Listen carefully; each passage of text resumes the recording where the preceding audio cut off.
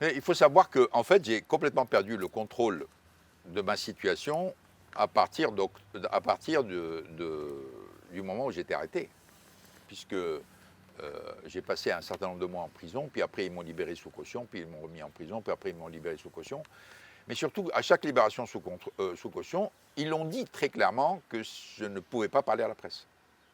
Donc j'étais interdit de liberté de parole. Alors, ce qui est quand même extraordinaire, parce qu'a priori, compte tenu de la puissance de l'État japonais, du fait que la direction de Nissan était alignée avec l'État japonais, qu'est-ce qu'ils avaient à craindre d'une personne toute seule, pas dans son pays, contre ces puissances d'argent et de pouvoir?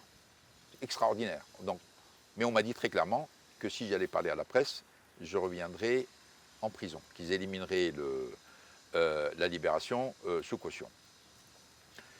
Ils étaient totalement tranquilles sur le fait que je ne pouvais pas quitter le Japon. Donc dans tous les cas, je serais condamné à subir des années et des années de jugement, et puis probablement derrière, une condamnation à la japonaise, c'est-à-dire que le moindre fait qui vous est reproché entraîne une condamnation maximale, de façon à s'assurer que vous ne pouvez jamais sortir du Japon.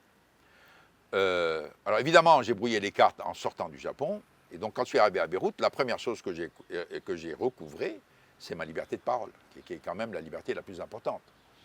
Et donc, j'ai fait ma conférence de presse, j'ai pu parler à la presse, il y a eu des livres qui ont été publiés, il y a eu plusieurs documentaires, plus ou moins objectifs en ce qui concerne ce cas, mais ça, c'était bien meilleur que le silence auquel j'étais soumis et qui laissait une autoroute pour tous les mensonges et toutes les manipulations venant soit du côté de Nissan et de l'État japonais, soit relayé par la nouvelle direction de Renault, donc pilotée par M. Sénard, et l'État français, qui effectivement, dès le départ, savait qu'il était obligé de devenir complice des Japonais pour ne pas détériorer encore plus sa relation avec le Japon ou la relation de Renault avec Nissan. Mais vous savez, tout ça c'était vain, puisque finalement, cette alliance est devenue un zombie, tout le monde le sait maintenant. Je l'avais dit il y a 5 ans.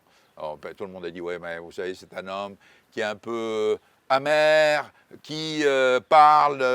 Non, c'était un fait. Les Japonais avaient fait un coup. Ce coup avait un objectif.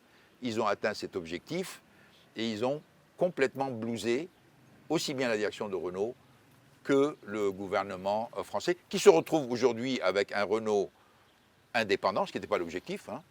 C'était plutôt un Renault à la tête d'une alliance qui est devenu le premier constructeur mondial. Un Renault très fier de résultats, franchement, que j'estime normaux, mais réduits à sa plus petite portion.